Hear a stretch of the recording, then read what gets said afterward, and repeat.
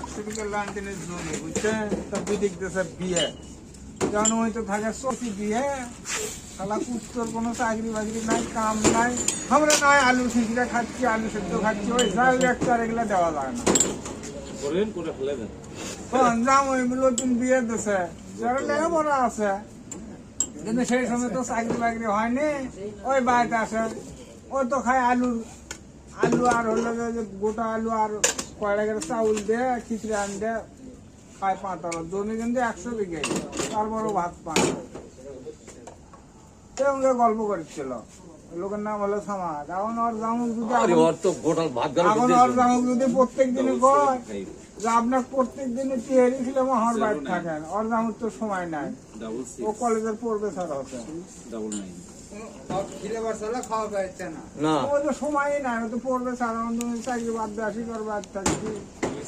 এখন মানুষের মনে করেন পয়সা হয়ে গেলে কত কিছু পালন করিচ্ছে, সে সময় হাতি পায় না,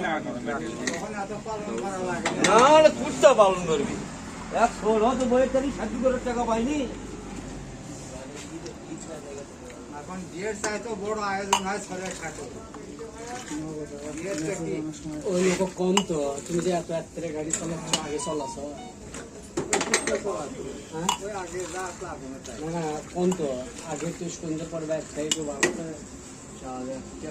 করে একটা কথা বলে শুনেন, সব বিশ্বের বিশ্লেষণ করে কথা বলতে।